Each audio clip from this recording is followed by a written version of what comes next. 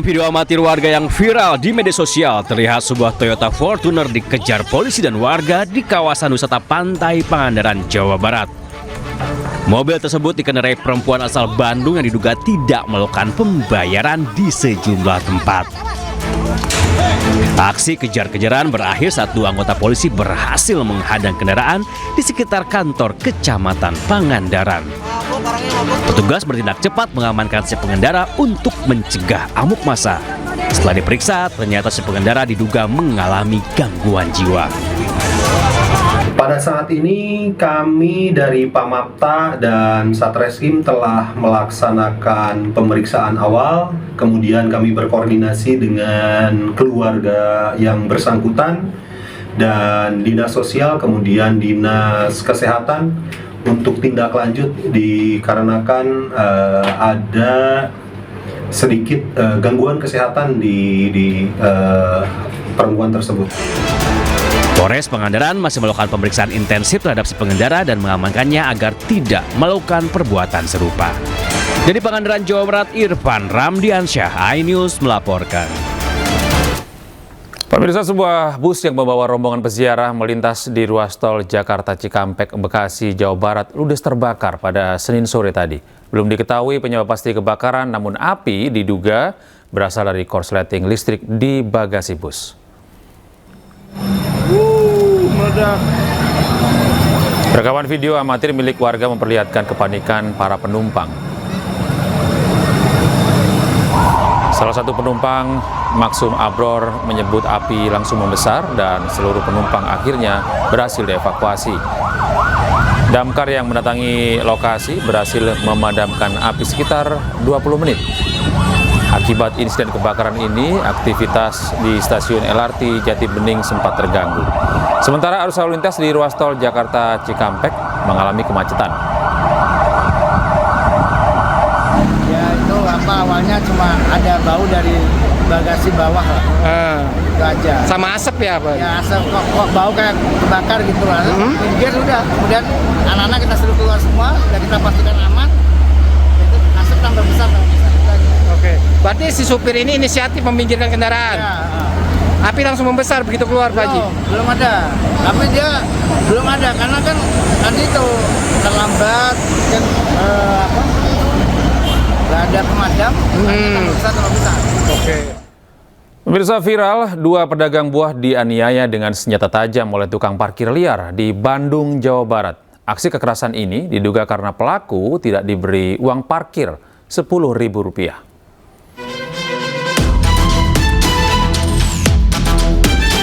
Inilah video rekaman CCTV saat tukang parkir liar secara brutal menganiaya menggunakan senjata tajam kepada penjual buah di Jalan Terusan Marga Cinta Buah Batu, Kota Bandung.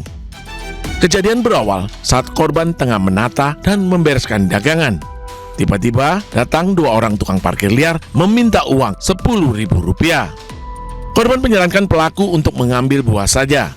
Karena tidak diberi uang, pelaku pergi dan kembali lagi sambil membawa senjata tajam. Tanpa banyak bicara, pelaku langsung menyerang dua orang pedagang. Akibat kejadian itu, dua korban mengalami luka di tangan dan kepala dan segera dibawa ke klinik kesehatan. Setelah terjadi tindakan pemalakan, dilanjutkan dengan penganiayaan dengan menggunakan sajam. Selanjutnya tim dari Pospam MIM dan juga dari tim Piket Polsek Buah Batu melakukan olah TKP di sana dan alhamdulillah kami telah mengamankan pelakunya sebanyak 2 orang. Usai mendapat laporan, polisi langsung meringkus pelaku M. Dava dan Al Fariji serta menyita pedang pendek yang digunakan pelaku untuk menganiaya korban. Dari Bandung, Jawa Barat, Yanuar Candika, iNews melaporkan. Pemirsa, 6 orang mengaku sebagai aparat penegak hukum Polda Jawa Barat dan Polres Bogor di Kabupaten Bogor diamuk dan diamankan warga karena para pelaku menakut-nakuti korbannya dan memeras uang Rp100 juta.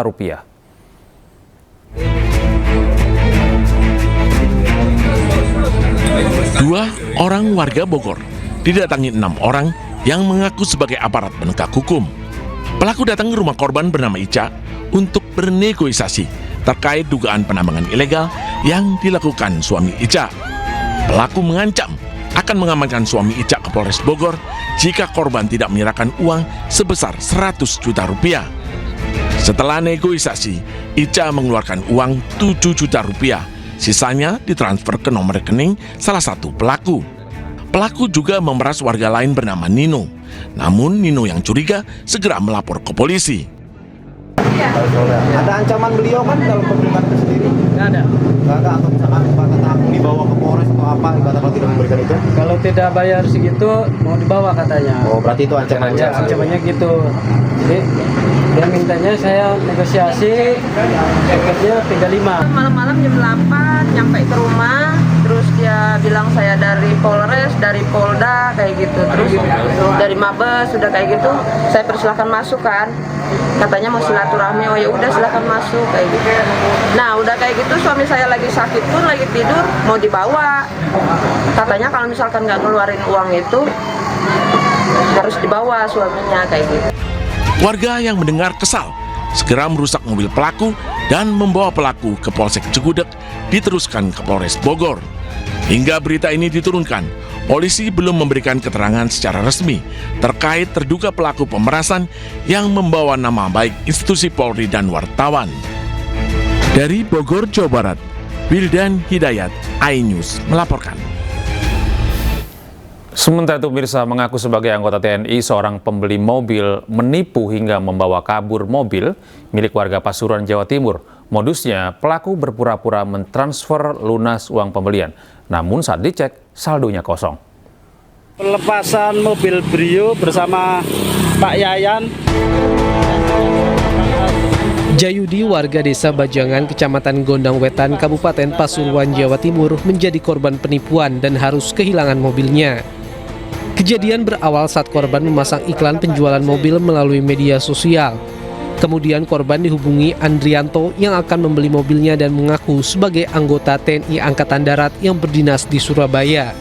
Sehari kemudian pelaku mengirim seorang pria bernama Yayan untuk melakukan pengecekan kondisi mobil di rumah korban.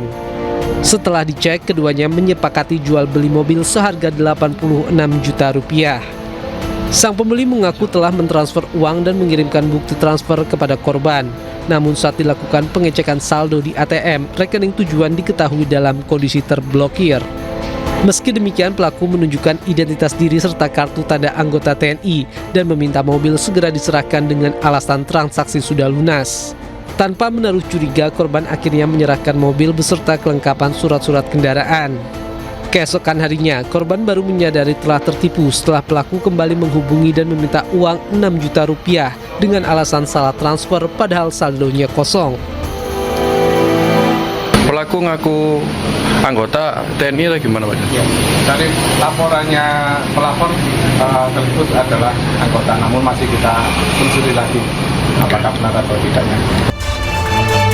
Polisi telah mengamankan sejumlah barang bukti berupa tangkapan layar percakapan, foto STNK, serta dokumen pendukung lainnya. Pemirsa, seorang pemuda diamankan petugas Kejati Jambi karena nekat mengaku sebagai seorang jaksa yang bertugas di Kejaksaan Tinggi Jambi. Pemuda ini nekat mengaku jaksa setelah gagal mengikuti seleksi penerimaan jaksa.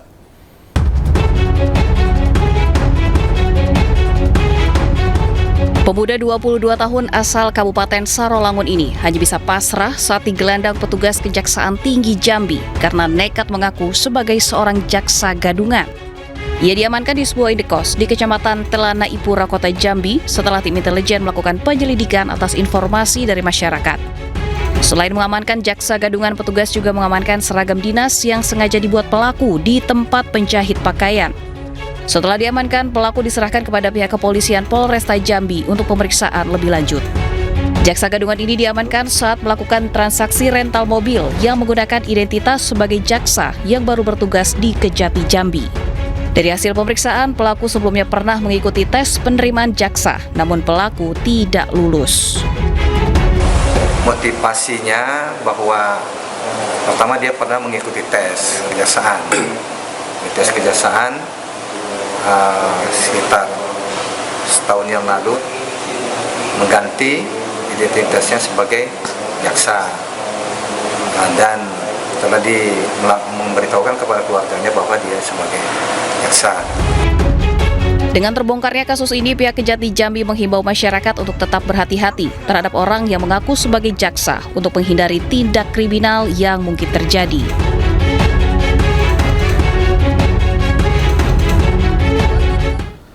Diduga mengantuk, supir dump truck menabrak truk pengangkut saus yang terparkir di jalur lintas selatan Jember. Akibatnya, supir dump truck terluka berat. Padahal mobil ini cek tes nalep aku loh. Aku parah rek. Tahan dari korban itu ya.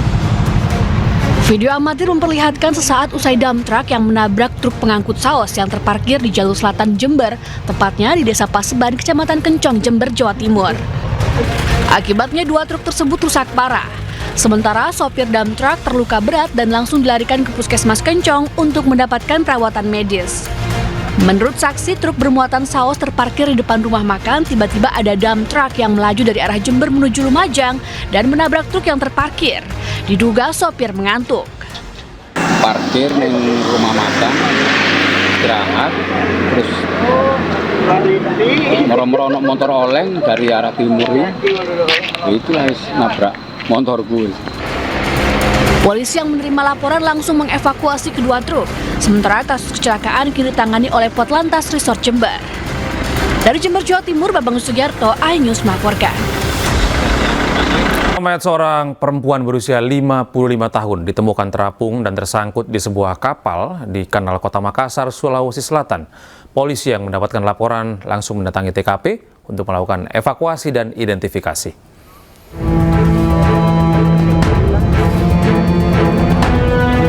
Insiden penemuan mayat berawal di Kanal Bontoranu, Kota Makassar sekitar pukul 4 pagi waktu setempat.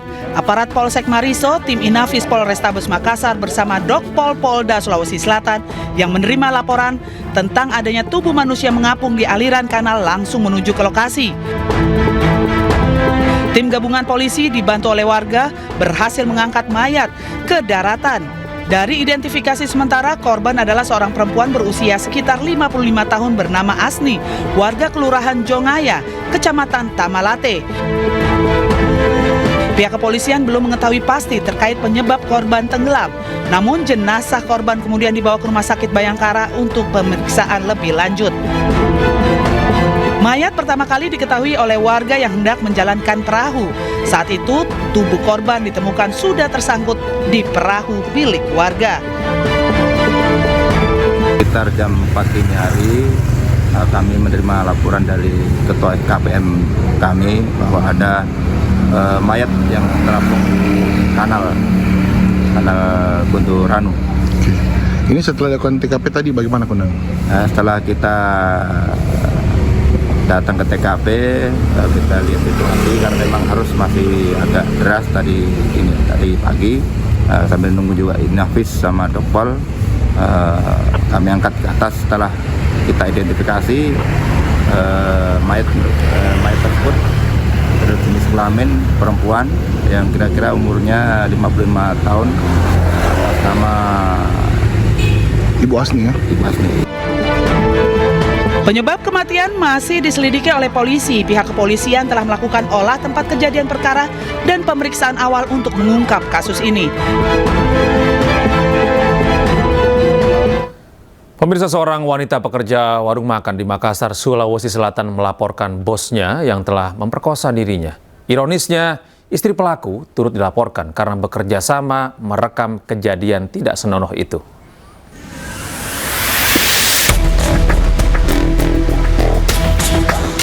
Seorang wanita pekerja warung makan di Makassar, Sulawesi Selatan melaporkan bosnya yang telah meruda paksa dirinya ke Polrestabes Makassar. Selain pelaku, istri pelaku juga dilaporkan karena telah bekerja sama merekam kejadian tidak senonoh tersebut. Korban melaporkan para pelaku didampingi UPTD Perlindungan Perempuan dan Anak Kota Makassar, Sulawesi Selatan. Selain tindak kekerasan seksual, korban juga sempat disekap di rumah para terlapor. Korban sempat mengirim pesan kepada keluarga dan memberitahu bahwa dirinya dalam keadaan terancam. Sementara penyidik unit PPA Polrestabes Makassar telah menyita telepon genggam terlapor sebagai barang bukti. Satu terlapor telah diamankan, sementara terlapor lain masih dalam proses pemanggilan oleh penyidik. Terlapor harusnya 2, tapi suaminya belum ditahan dengan dasar masih menyelesaikan jualan dulu, dan mereka katanya mau kooperatif, mungkin suaminya akan datang sendiri. Ya itu yang kami tunggu, karena kan bagaimanapun tidak bisa ini dilepas, karena suaminya dengan sadar melakukan persetubuhan itu di bawah tekanan istrinya. Hingga kini polisi belum memberikan keterangan resmi terkait laporan tersebut. Selama proses penyidikan, korban akan mendapatkan pendampingan psikologis dan hukum dari UPTD PPA Makassar. Dari Makassar, Sulawesi Selatan, Syahrul Adiaksa, iNews melaporkan. Sementara itu pemirsa, Satreskrim Polrestabes Makassar akhirnya menangkap pasangan suami istri berinisial SK dan SM. Keduanya diduga melakukan penganiayaan dan kekerasan seksual terhadap karyawan perempuannya berinisial K yang masih berusia 22 tahun. Peristiwa ini terjadi di perumahan Pesona Barombong Indah Asoka, Kecamatan Tamalate, Makassar pada Jumat 2 Januari lalu. Kapolrestabes Makassar, Kombes Arya Perdana mengatakan korban dalam kesehariannya bekerja sebagai penjual nasi kuning di tempat pasutri tersebut. Sang istri mencurigai korban selingkuh dengan suaminya hingga terjadi penganiayaan dan menyuruh suaminya berhubungan badan lalu direkam sehingga mendapatkan bukti kuat.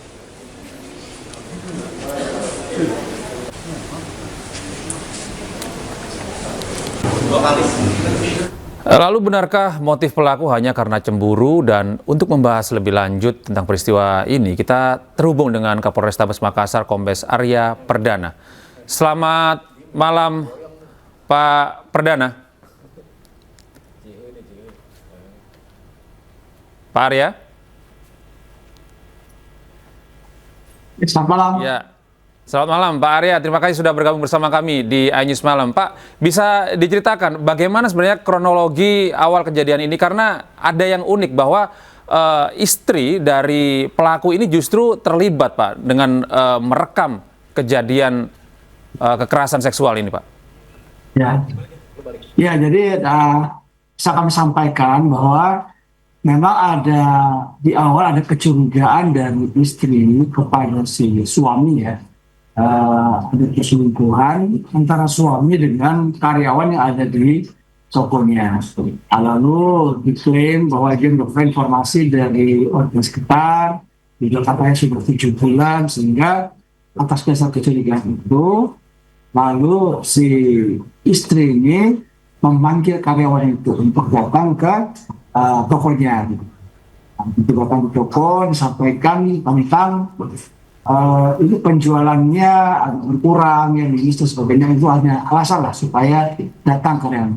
Nah setelah datang disekap dalam satu ruangan, dipaksa untuk mengaku, ditanyakan apakah benar ada hubungan dengan suaminya dan sebagainya, tapi karena memang tidak ada pengakuan, maka terjadilah penganiayaan. Penganiayaan dilakukan oleh si istri kepada korban, yaitu suaminya juga berada di situ, dan diminta oleh si istri pada suaminya untuk melakukan hubungan badan dengan direkam melalui handphone dari si istri.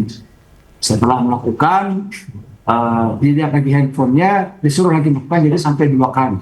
Nah ini jadi tindakannya selain dari penganiayaan, juga menyuruh untuk melakukan hubungan badan antara si suaminya dengan si korban, ya, dan korban dalam kondisi yang benar-benar tidak mau gitu, itu dipaksa, sehingga ini terjadi pemerkosaan, udah paksa dari si korban.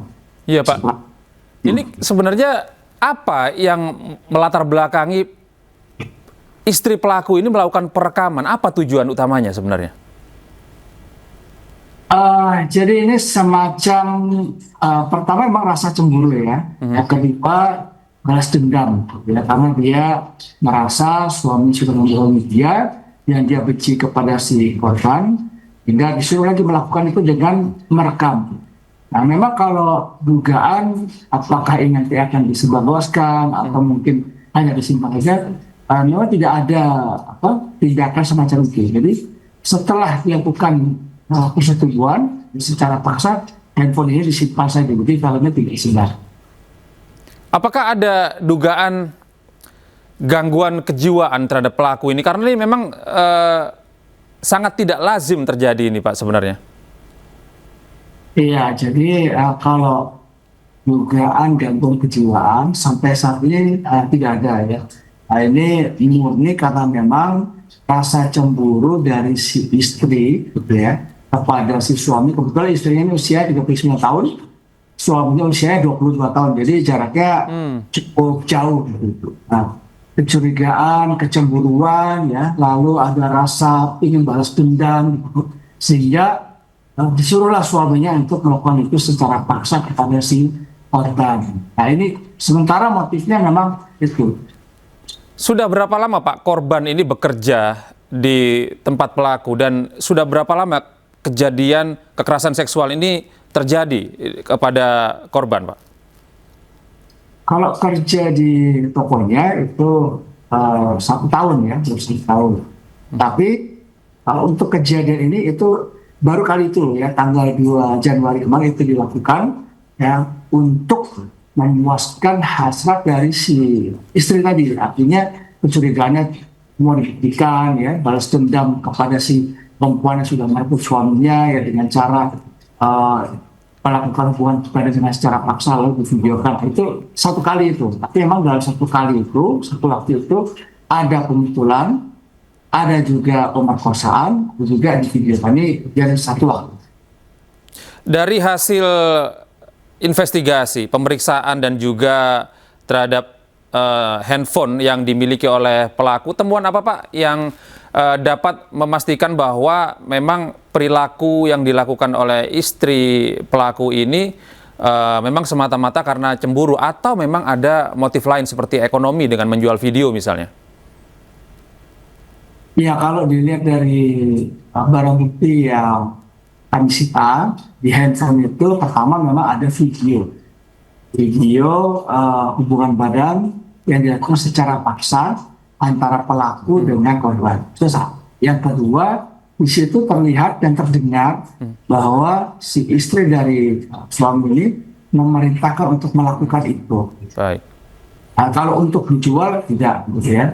Tetapi pengakuan dari istri bahwa dia cemburu ya, dan kelihatan kesal sekali gitu ya secara psikologis, ini terlihat ketika memberikan keterangan. Ya, Pak, terakhir Pak, apa pasal yang dikenakan kepada pelaku dan juga istrinya Pak? Iya, jadi yang dikenakan kepada pelaku ini kita menggunakan Undang-Undang Tindak Pidana Kekerasan Seksual (PKS) itu. Jadi ancaman hukuman maksimalnya 12 tahun penjara. Baik, terima kasih Pak Arya Perdana atas informasinya dan waktunya sudah bergabung bersama kami di iNews Malam. Selamat beristirahat Bapak, selamat malam, Assalamualaikum. Pemirsa, kini kita beralih ke informasi lainnya. Polisi mengungkap kasus pembunuhan anak politisi PKS di kota Cilegon, Banten. Menurut polisi, pelaku nekat melakukan aksinya membobol rumah korban karena terjerat utang ratusan juta rupiah. Pak, ada yang jaga di sini satu. Iya. Dimasukin.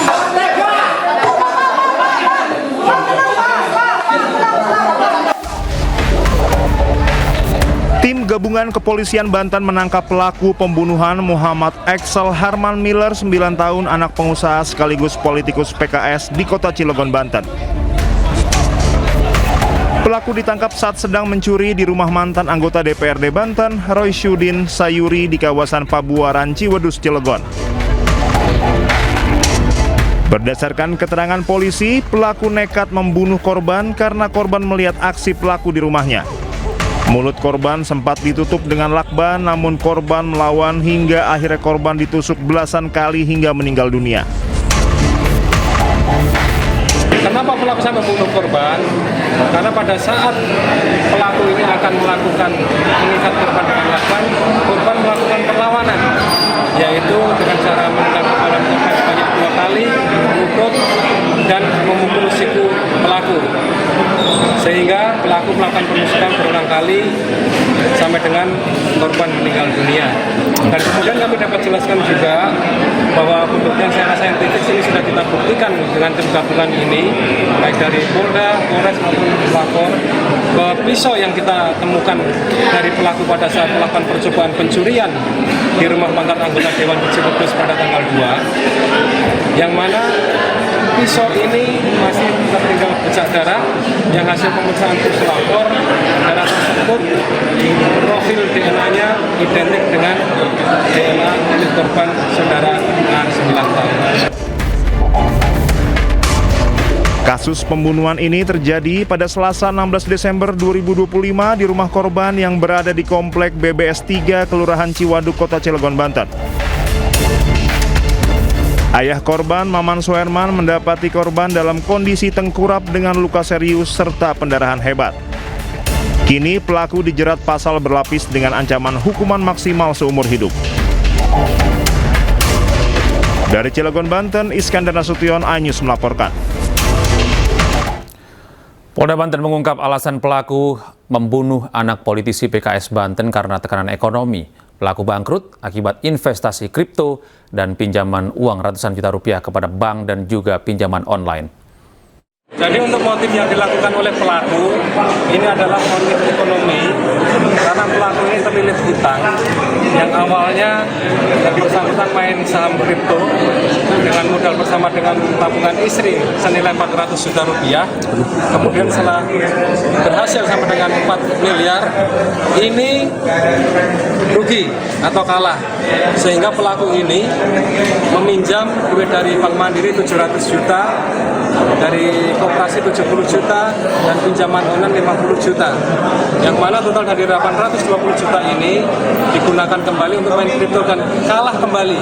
Sedangkan yang bersangkutan itu memiliki riwayat cancer stadium 3 nasofasring, dapat dibuktikan dari handphone pelaku yang tiap minggu harus melakukan serangan pengobatan di rumah sakit S di daerah Semanggi, Jakarta, sehingga karena kebutuhan ekonomi memaksa pelaku untuk melakukan ini.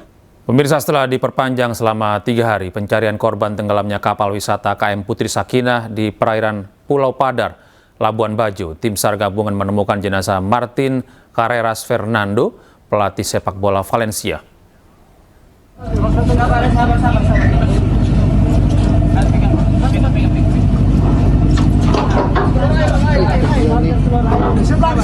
Operasi pencarian korban tenggelamnya kapal wisata KM Putri Sakinah membuahkan hasil.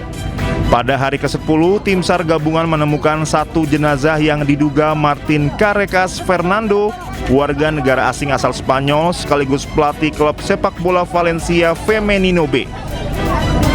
Jenazah ditemukan mengapung di perairan Taman Nasional Komodo, tepatnya di antara Pulau Serai dan Pulau Rinca. Jenazah kemudian dievakuasi ke Pelabuhan Marina Labuan Bajo dan selanjutnya dibawa ke RSUD Komodo untuk menjalani proses identifikasi lebih lanjut. Sebelumnya, tim SAR gabungan telah memperpanjang operasi SAR selama 3 hari setelah tahap pencarian awal 7 hari belum membuahkan hasil maksimal. Ada mengambang di perairan di perairan Rica, kurang lebih sekitar 1 nautical mile. Tepatnya di koordinat 8 derajat 36 menit 32.58 detik Sera, 119 derajat 36 menit 32.22 East, dengan jarak dari lokasi kejadian kurang lebih sekitar 1,13 nautical mile. Tim satu body bag diketemukan dalam kondisi meninggal oleh kapal KPJ 2007. KM Putri Sakinah tenggelam pada Jumat 26 Desember 2025 saat berlayar dari Pulau Kambing menuju Pulau Komodo, tepatnya di perairan Selat Padar. Kapal tersebut bermuatan 11 orang, 7 diantaranya selamat. Dari Labuan Bajo, Nusa Tenggara Timur, tim liputan iNews melaporkan. Kita beralih ke informasi lain, pemirsa. Pencarian terhadap pendaki yang hilang di Gunung Slamet masih dilakukan. Upaya pencarian memasuki hari terakhir, bahkan melibatkan orang tua pendaki yang hilang. Ale, pulang Al! Pulang Ale! Dan kalau dikira atau begini. Inilah teriakan Dani Rusman, ayah pendaki muda asal Magelang, Syafiq Ridan Ali Razan yang hilang saat mendaki Gunung Slamet. Khalid, semangat! Semangat! Siap! Inilah setelah Dan ikut menyusuri hutan lereng Gunung Slamet bersama dengan tim SAR demi menemukan putra tercintanya. sungai lagi. Semangat, semangat!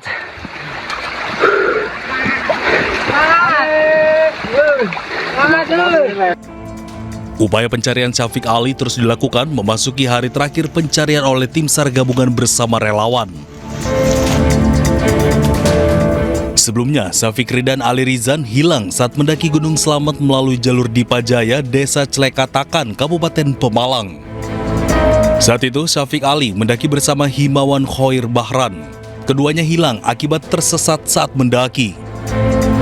Himawan berhasil selamat dan ditemukan tim SAR, namun Syafiq Ali hingga saat ini belum ditemukan. Diduga Syafiq Ali berada di wilayah berbahaya antara pos 4 dan pos 5 dekat aliran sungai dan jurang yang licin. Tim Liputan iNews melaporkan. Prabowo Subianto menghadiri puncak perayaan Natal Nasional 2025 yang berlangsung di Tenis Indoor Senayan, Jakarta. Prabowo tiba di lokasi disambut Wakil Presiden Gibran Rakabuming dan Menteri Agama Nasaruddin Umar.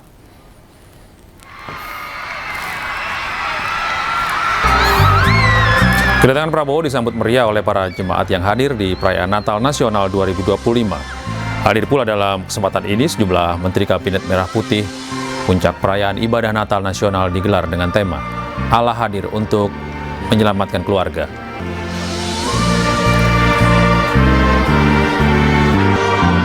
Saya ucapkan terima kasih yang sebesar-besarnya atas kehormatan yang diberikan kepada saya untuk hadir di sini dan menyampaikan langsung ucapan Selamat Hari Raya Natal kepada saudara-saudaraku umat Kristiani sebangsa dan setanah air dimanapun engkau berada.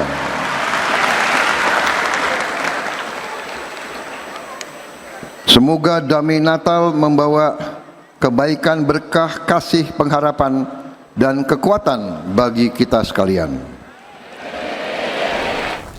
Kita beralih ke informasi lain, pemirsa. Banjir bandang menerjang 2 kecamatan di Kabupaten Siau, Tagulandang, Sitaru, Sulawesi Utara. Banjir bandang ini menerjang hingga menyebabkan 13 orang meninggal dunia dan 6 orang dilaporkan hilang. Akibat intensitas hujan yang tinggi berlangsung hingga lebih dari 5 jam menyebabkan banjir bandang. Hingga saat ini korban jiwa mencapai 13 orang meninggal dunia dan 6 orang dilaporkan hilang. Korban meninggal akibat banjir bandang tersebar di 3 desa dan 1 kelurahan.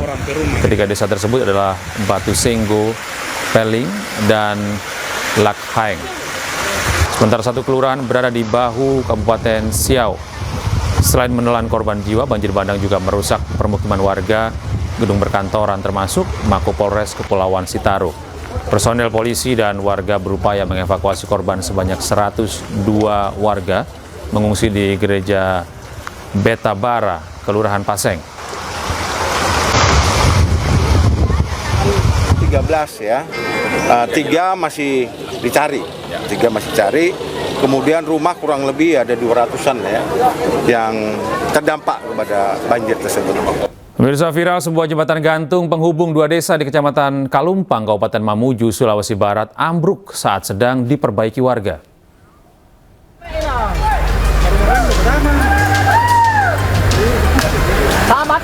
Inilah detik-detik sesaat setelah sebuah jembatan gantung penghubung antara Desa Karama dan Desa Sandapang di Kecamatan Kalumpang, Kabupaten Mamuju putus. Sejumlah warga yang tengah berada di atas jembatan pun jatuh ke sungai. Peristiwa ini terjadi saat warga tengah memperbaiki jembatan yang kondisinya telah lapuk. Perbaikan dilakukan warga dengan peralatan seadanya karena kondisi jembatan telah rusak sejak lama. Sebanyak 11 orang mengalami luka ringan, 6 diantaranya sempat dilarikan ke puskesmas setempat. Jembatan gantung tersebut merupakan akses utama dan vital bagi aktivitas warga antar 2 desa. Putus disebabkan oleh kancingan yang ada di tali seling jembatan tersebut terlepas. Warga berharap pemerintah kabupaten segera turun tangan dan memperbaiki jembatan yang jadi akses utama warga. Dari Mamuju, Sulawesi Barat, Frendi, iNews melaporkan. Pemirsa, seorang warga Aceh Tamiang yang dilaporkan hilang selama 3 hari tanpa sengaja ditemukan oleh Praja IPDN Kemendagri yang sedang melakukan bakti sosial di wilayah terdampak Aceh. Korban ditemukan dalam kondisi lemas dan tubuhnya penuh dengan lumpur. Dokter.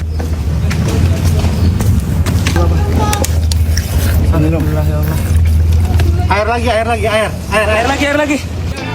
Seorang warga Aceh Tamiang yang dilaporkan hilang selama 3 hari berhasil ditemukan oleh Praja IPDN Kemendagri yang sedang melakukan bakti sosial di wilayah terdampak bencana.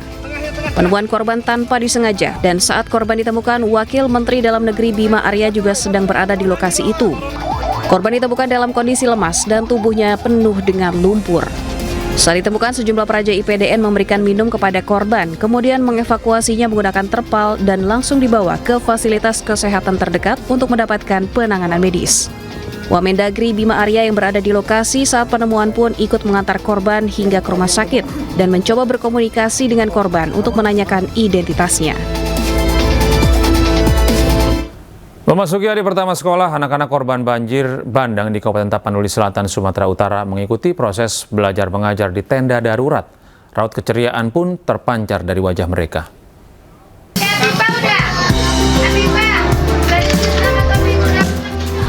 Beginilah proses belajar mengajar para siswa-siswi Sekolah Dasar Desa Garoga, Kecamatan Batang Toru, Kabupaten Tapanuli Selatan, Sumatera Utara.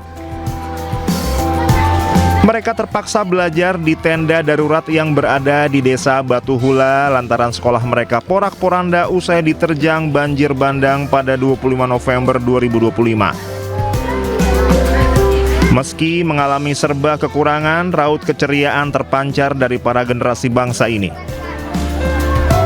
Mereka tampak dengan tekun mengikuti proses belajar yang diberikan gurunya.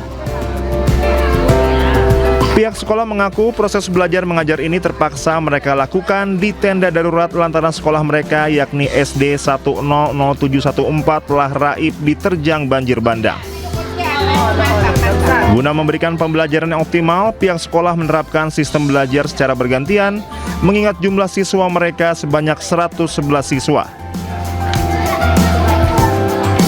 Siswa kelas 1 dan 2 masuk pagi, sedangkan siswa kelas 3, 4, 5, dan 6 masuk siang. Karena sekolahnya hancur, Pak. Semuanya kan udah rata, Pak. Jadi kami di sinilah, Pak, di tenda. Ini mekanisme sistem belajarnya seperti apa, Bu? Mengingat tendanya kan cuma satu, Bu. Benar, Pak. Jadi dibagi dua ya, Pak. Jadi kelas 1, 2 ini masuk pagi. 3, 4, 5, 6 itu dimasuk siang. Sementara itu, orang tua siswa mengaku senang melihat anaknya kembali bersekolah meski di tengah kekurangan. Perasaannya kayak mana lah ya, namanya yang menjadi korban sekolah kayak gini aja pun perasaannya udah senang lah kayak gitu kan. Makanya karena kita pun merasa pendatang di sini, makanya anak-anak pertama di sekolah ini masih kita temani supaya terbiasa nantinya. Para orang tua berharap pemerintah segera membangun sekolah yang telah hancur akibat banjir bandang beberapa waktu lalu. Dari Tapanuli Selatan, Sumatera Utara, Indra Mulia Siagian, iNews melaporkan. Sementara itu, pemirsa, murid-murid sekolah dasar di sejumlah wilayah terdampak bencana mulai bersekolah. Kegiatan belajar mengajar diawali dengan olahraga. Menteri Pendidikan Dasar dan Menengah Abdul Mukti memimpin upacara bendera di hari pertama sekolah di daerah terdampak bencana di Pulau Sumatera. Mendikdasmen memimpin upacara di Kabupaten Aceh Tamiang, Aceh. Selain upacara, kegiatan belajar mengajar diawali dengan olahraga bersama untuk menjaga kesehatan murid dan guru. Kegiatan belajar mengajar dilakukan terbatas dan hanya di sekolah-sekolah yang sudah diperbaiki. Salah satunya SMA 4 Kejuruan Aceh Tamiang. Kami salut kepada Bapak Ibu Guru yang menunjukkan dedikasi yang luar biasa dan semangat itu mudah-mudahan terus dijaga agar kegiatan pembelajaran dapat berjalan dengan sebaik-baiknya. Tadi sempat saya masuk ke kelas juga, Bu Guru sudah mulai memberikan pelajaran dan melakukan dialog dengan murid-murid untuk mereka bisa semangat, bagian dari layanan psikososial. Hari pertama sekolah, siswa di SMA Negeri 12 Padang yang sebelumnya terdampak banjir bandang susulan mulai mengikuti kegiatan belajar mengajar di sekolah. Sementara siswa SMP Negeri 2 PD Jaya Aceh terpaksa harus kembali pulang karena tidak ada guru yang datang dan gedung sekolah yang masih tertimbun lumpur.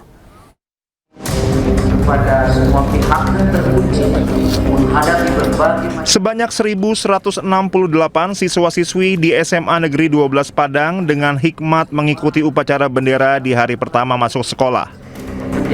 Meskipun sisa lumpur masih terdapat di sekolah mereka, namun para siswa dan guru tetap semangat mengikuti kegiatan di hari pertama. Sekolah ini merupakan salah satu sekolah terdampak bencana banjir bandang 25 November lalu dan kembali diterjang banjir susulan pada Jumat lalu. Jujur dari dalam lubuk hati sangat sedih dengan keadaan sekolah seperti ini. Kami sebagai murid tentu hanya menerima, mungkin ini cobaan dari Allah untuk kami. Jadi kami menerima lapang hati dan lapang dada. Jadi tetap melanjutkan pembelajaran seperti sebelumnya.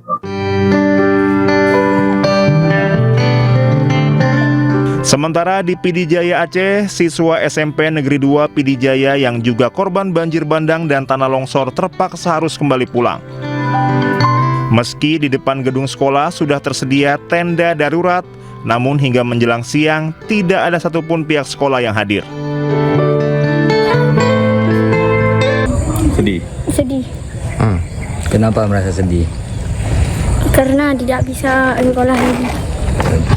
Kemarin belajar nggak? Nggak. Kenapa? Hari ini baru sekolah.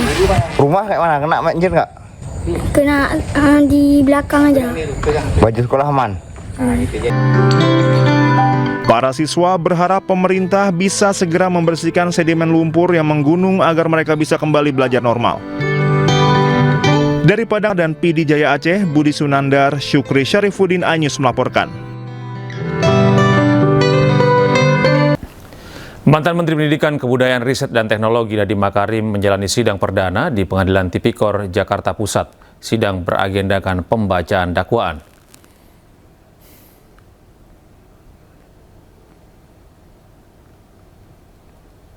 Untuk membacakan eksepsi berikut ini. Pendahuluan. Dalam sidang yang digelar di Pengadilan Tipikor Jakarta, Nadiem Makarim didakwa telah memperkaya diri sendiri dengan nilai mencapai 809,5 miliar rupiah. Jaksa menilai Nadiem telah menyalahgunakan wewenang yang dimilikinya saat menjabat sebagai menteri untuk mengatur jalannya proyek. Namun menurut Nadiem, dakwaan yang disampaikan jaksa kabur dan tidak jelas. Melanda negara kita. Nadiem juga menyebut dalam dakwaan tidak ada kejelasan soal potensi kerugian negara. Kuasa hukum Nadiem pun langsung mengajukan eksepsi karena dakwaan yang disampaikan jaksa hanya asumsi. Majelis Hakim yang mulia, dakwaan saya kabur dan tidak jelas karena tidak ada penjelasan kenapa kerugian negara yang berdasarkan kemahalan harga disambungkan dengan kebijakan pemilihan Chrome OS yang gratis. Apa kausalitas antara pemilihan Chrome OS yang gratis dengan kemahalan harga laptop? Itu yang tidak jelas. Ini membingungkan sekali bagi saya dan membuat dakwaan ini jelas tidak cermat. Selama saya menjadi menteri, BPK telah melakukan audit terhadap seluruh kegiatan di kementerian. Dan hasilnya tidak pernah menyebutkan adanya pelanggaran yang mengakibatkan potensi kerugian negara. Terlebih lagi, selama pengadaan ini justru mendapat pendampingan dari Kejaksaan Agung sendiri, pendampingan dari KPPU dan juga LKPP. Selain itu, pada saat proses pengadaan berlangsung, kegiatan tersebut juga berada dalam pengawasan Inspektorat Jenderal Kementerian Pendidikan dan Kebudayaan. Orang yang sangat mumpuni dengan latar belakang KPK dan Kejaksaan, bahkan menjadi Kepala Kejaksaan Tinggi. Saya sangat tidak mengerti dan sangat mempertanyakan apabila ada hasil audit BPKP yang tidak mendapat deklarasi dari BPK RI.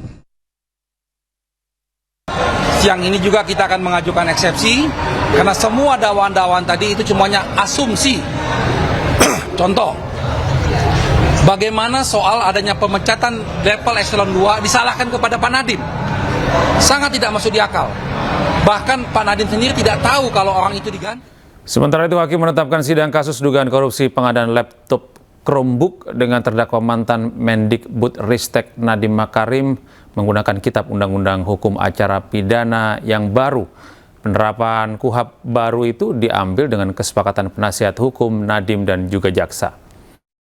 Ini kan ada peralihan ya, sebagaimana kita ketahui KUHP dan KUHP baru berlaku sejak tanggal 2 Januari 2026. Nah, uniknya dengan perkara saudara ini, saudara kan dilimpahkan pada tanggal 9 Desember. Ya, itu sebelum berlakunya KUHP dan KUHP yang baru. Kita agendakan di tanggal 16 Desember, ternyata saudara tidak bisa dihadirkan. 23 Desember juga tidak bisa dihadirkan, dan hari ini baru dilakukan pembacaan dakwaan dengan kehadiran saudara di saat berlakunya KUHP dan KUHP per tanggal 2 Januari 2026. Demikian. Kita beralih ke informasi lain, pemirsa. Wakil Menteri Hukum Edward Omar Syarif meminta masyarakat harus membaca secara utuh Undang-Undang Nomor 1 Tahun 2023 tentang Kitab Undang-Undang Hukum Pidana soal pasal mengenai demonstrasi. Bila masyarakat tidak membaca secara utuh, tidak memahami dan kemudian berkomentar, maka hal tersebut dinilai berbahaya.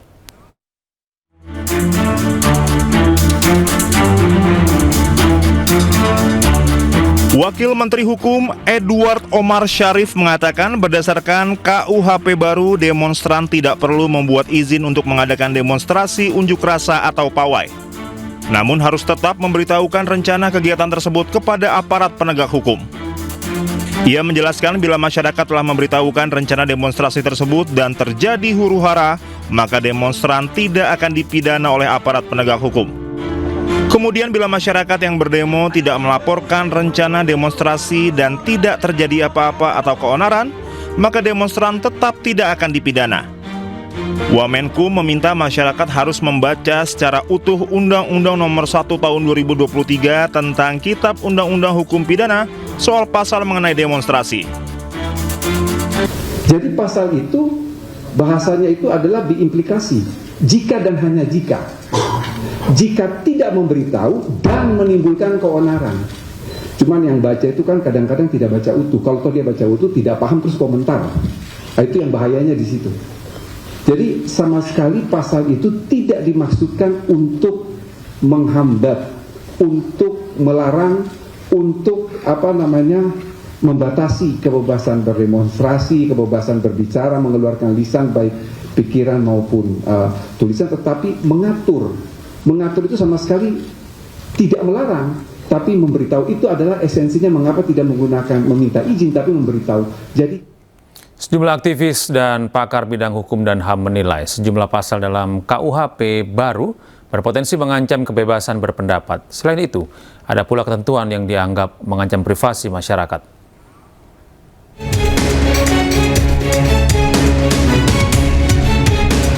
Undang-Undang Nomor 1 Tahun 2023 tentang Kitab Undang-Undang Hukum Pidana berlaku efektif mulai Jumat 2 Januari 2026. Pemberlakuan ini tepat 3 tahun sejak diundangkan pada 2023 lalu. Sejumlah pakar serta aktivis bidang hukum dan HAM menilai sejumlah pasal berpotensi mengancam kebebasan berpendapat dan mengancam privasi. Di antaranya pasal 218 KUHP tentang penghinaan presiden dan wakil presiden. Pasal ini merupakan delik aduan, yakni terduga pelaku bisa diproses hukum jika ada aduan langsung dari presiden atau wakil presiden. Ancamannya paling lama 3 tahun penjara. Kemudian pasal 240 KUHP tentang penghinaan lembaga negara.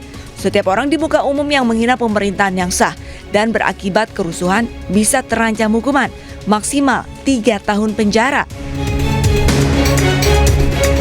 Ada pula pasal 256 KUHP tentang penyelenggaraan pawai, unjuk rasa dan demonstrasi tanpa izin serta menimbulkan keonaran atau huru-hara di masyarakat. Pelakunya bisa terancam hukuman 6 bulan penjara. Selanjutnya, Pasal 2 KUHP yang mengakui hukum adat atau aturan yang berlaku di suatu daerah. Pelanggarnya bisa dipidana. Pasal ini dikhawatirkan memicu kesewenang-wenangan peraturan daerah hingga aksi main hakim sendiri. Lalu ada pasal 411 dan 412 KUHP tentang perzinaan dan kohabitasi atau hidup bersama tanpa ikatan pernikahan. Pasal ini merupakan delik aduan yang bisa diadukan oleh pasangan sah atau orang tua pelaku. Ancamannya maksimal 1 tahun penjara. Kemudian pasal 188 KUHP tentang penyebaran paham komunisme, Marxisme, dan Leninisme yang ancaman hukumannya hingga 4 tahun penjara. Terakhir pasal 300, 301, dan 302 KUHP tentang tindak pidana agama sebagai perluasan dari pasal penodaan agama. Kelompok HAM menilai pasal ini multitafsir dan rentan dipakai untuk menekan kelompok minoritas. Ancaman hukumannya hingga 3 tahun penjara. Tim Liputan iNews melaporkan. Warga Jorong, Tepi Nagari, Kabupaten 50 Kota, Sumatera Barat mendadak gempar. Sebidang sawah milik warga tiba-tiba ambles dan membentuk lubang besar.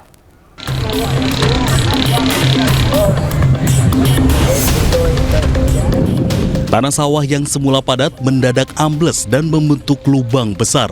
Peristiwa ini terjadi saat kondisi cuaca cerah dan tidak terjadi hujan. Hasil pengukuran sementara, lubang ini memiliki kedalaman hingga 5,7 meter dengan diameter sekitar 7 meter. Saat ini pergerakan tanah masih terus terjadi dan hal ini telah diantisipasi dengan memasang polis line di sekitar lokasi. Dari pengamatan ini bisa jadi bertambah lebar karena retakannya semakin banyak dan juga semakin melebar. Hingga saat ini penyebab pasti terjadinya peristiwa tersebut masih dalam penyelidikan oleh pihak terkait. Dari Kabupaten 50 Kota, Sumatera Barat, Agung Sulistyo, iNews melaporkan. Kita beralih ke informasi lain pemirsa, selain menjadi tempat wisata baru, patung macan putih gemoy yang viral di Kediri, Jawa Timur memberikan berkah untuk warga sekitar.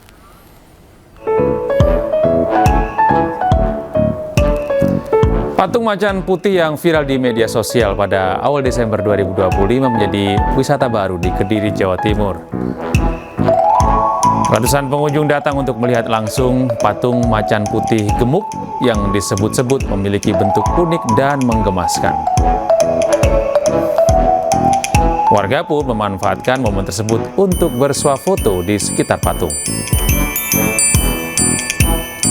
Tidak hanya itu pemirsa, pedagang di sekitar lokasi juga kebagian berkah. Dengan ide kreatifnya, balon yang menyerupai patung macan putih juga dijual di sekitar lokasi.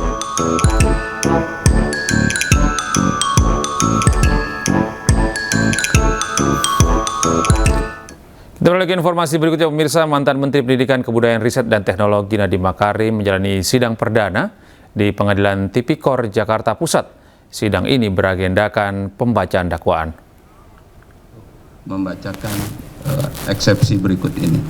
Pendahuluan. Dalam sidang yang digelar di Pengadilan Tipikor Jakarta, Nadiem Makarim didakwa telah memperkaya diri sendiri dengan nilai mencapai 809,5 miliar rupiah. Jaksa menilai Nadiem telah menyalahgunakan wewenang yang dimilikinya saat menjabat sebagai menteri untuk mengatur jalannya proyek. Namun menurut Nadiem, dakwaan yang disampaikan jaksa kabur dan tidak jelas.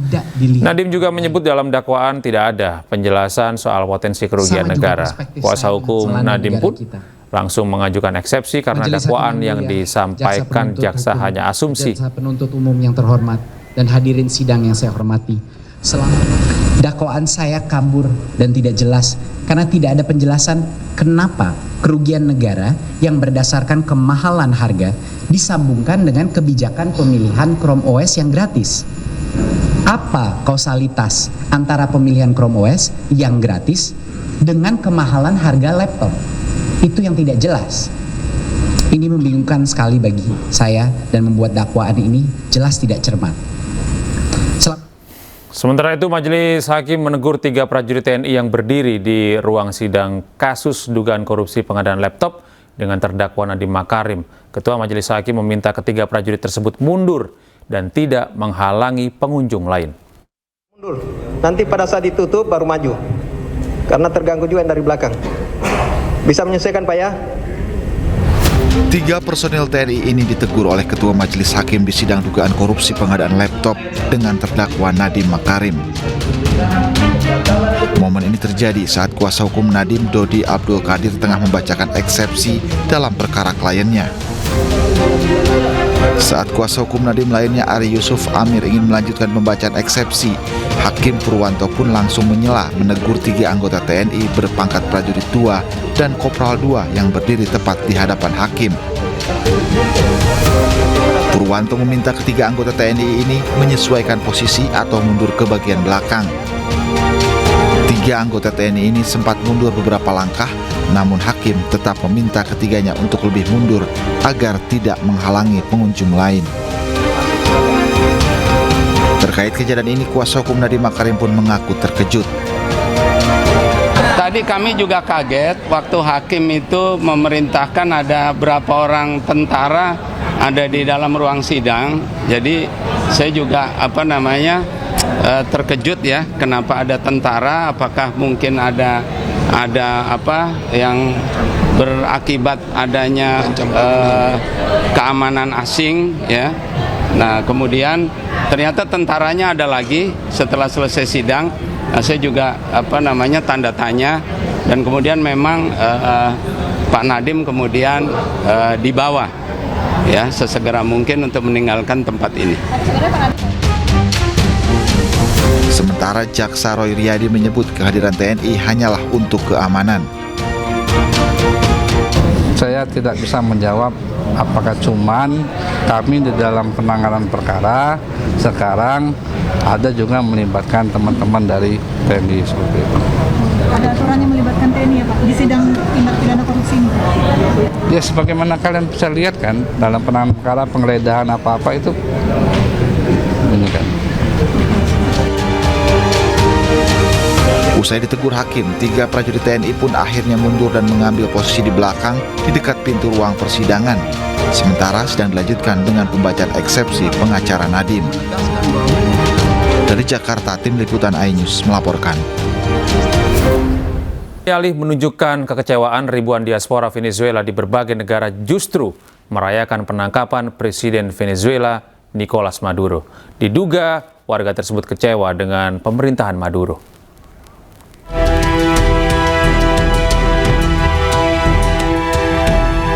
Ribuan warga Venezuela yang tinggal di Argentina berkumpul pada hari Sabtu di sekitar Obelisk di Buenos Aires untuk merayakan penangkapan Presiden Venezuela Nicolas Maduro menyusul operasi militer yang dilakukan oleh Angkatan Bersenjata AS di negara Karibia tersebut.